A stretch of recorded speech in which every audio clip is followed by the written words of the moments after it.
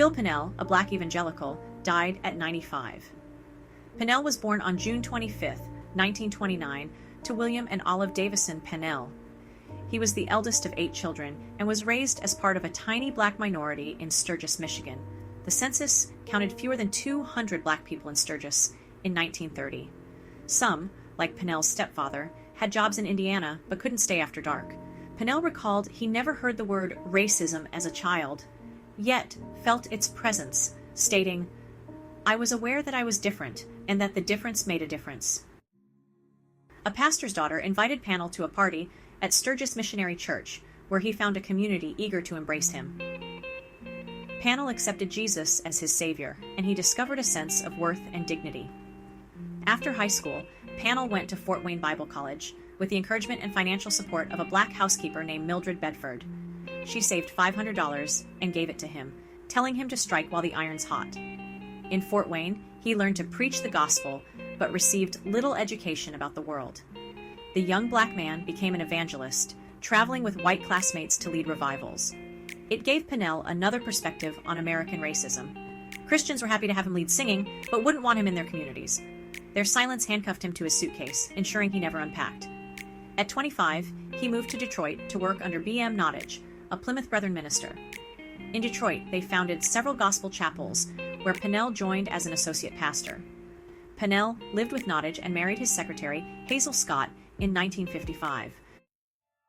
In 1964, he joined Youth for Christ, the evangelistic ministry that launched Billy Graham's career. He quickly found himself unsettled by the way white evangelicals cared about black people's souls, but not their civil rights or economic conditions. When practical issues impacting black people came up, white evangelicals objected, not wanting to get distracted by politics. Other issues, however, did not seem like a distraction. Prayer in schools, liberals on the Supreme Court, and communism. He tried to argue the impact of racism couldn't just be waved away, but was mostly unsuccessful. As white people fled cities following desegregation, white evangelicals went with them. Born-again Christians identified strongly with their white, middle-class conservative communities, making it hard to understand minority concerns. In the 1990s, he pointed to Christianity Today, calling it suburban Christianity Today. Its board, writers, and editors came from suburbia, reflecting suburban values. Some white evangelicals did want to address American racism. They expressed hope for racial reconciliation, but their interest quickly faded. Few seemed committed to change. Long after the coffee was drunk and sandwiches eaten, it was clear reconciliation was still a ways off.